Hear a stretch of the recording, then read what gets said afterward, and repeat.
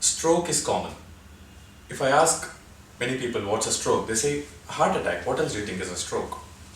People are aware of a heart attack because it causes pain.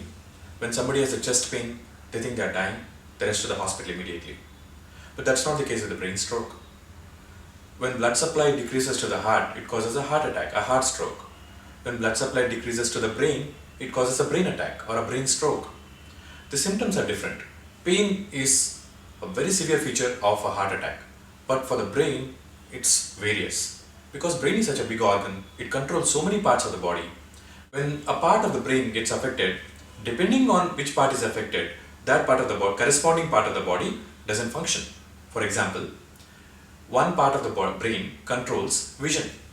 If blood supply to that part of the brain, which is at the back of the head, is decreased, we suddenly lose vision, especially on one side. If blood supply to the balancing organ decreases, people suddenly start wobbling and walking like a drunken person. If blood supply to the part that controls the arm and the leg decreases, then suddenly they lose control of the arm and the leg. They become hemiparetic or paralytic.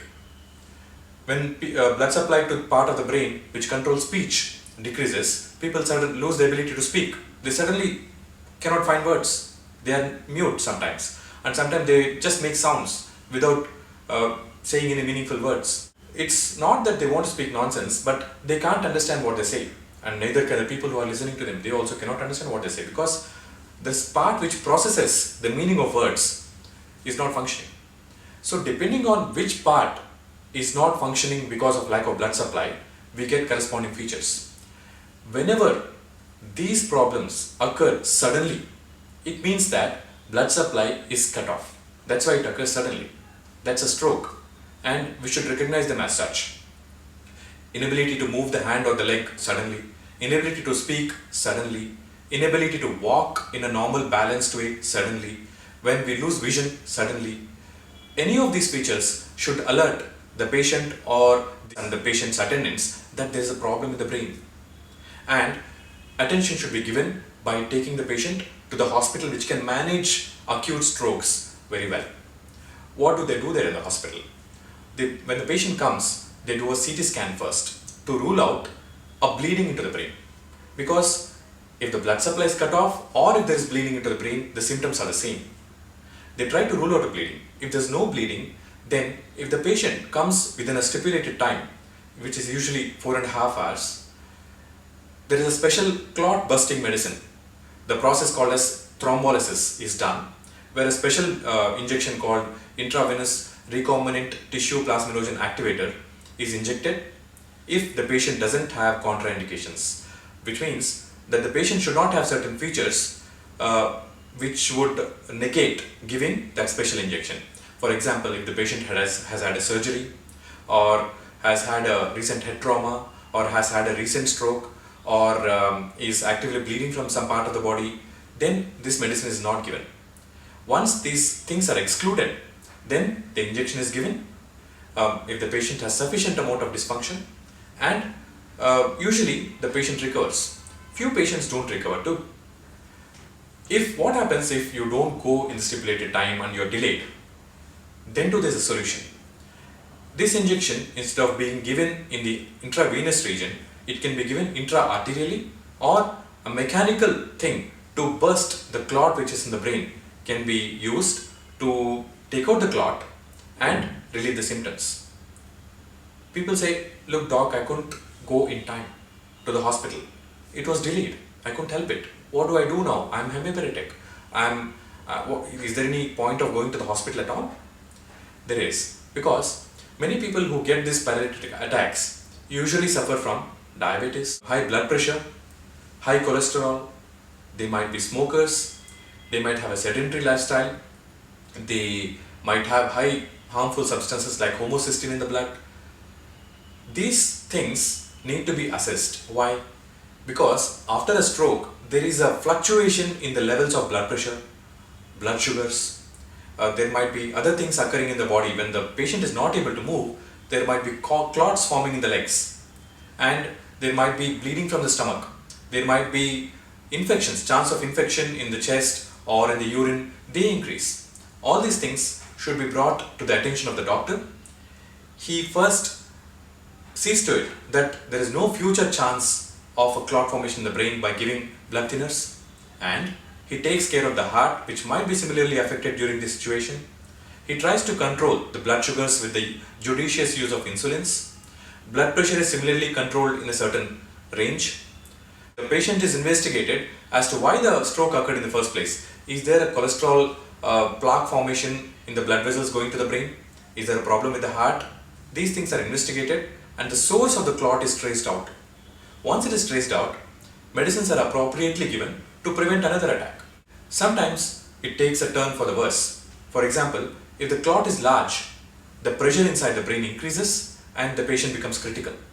In those situations, hospitalization is mandatory. Doctors usually give some medicines to decrease the pressure in the brain. Sometimes medicines don't work. In that situation, a part of the skull is removed. That's called a hemicraniectomy.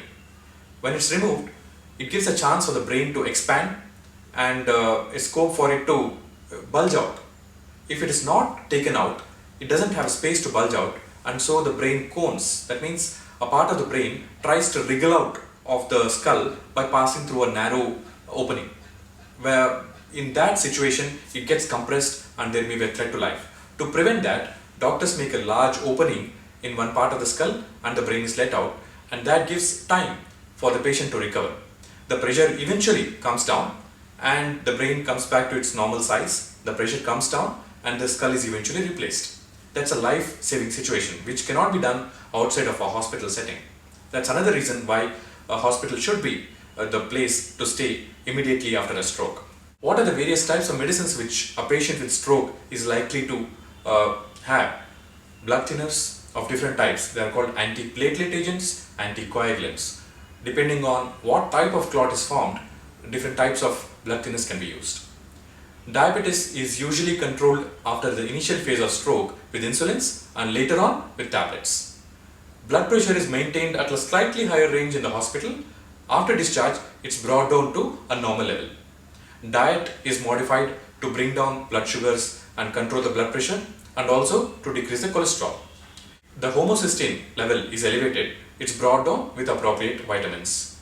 And patient is given an exercise regimen to improve the muscle strength and also to decrease the stiffness. If the stiffness doesn't come down with physiotherapy and exercises, patient is given certain medicines like baclofen.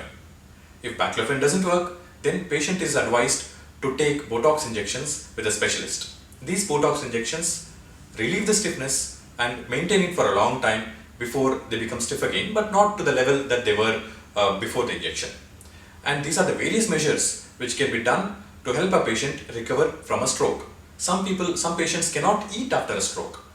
In them, initially feeding is done through a nasal pipe.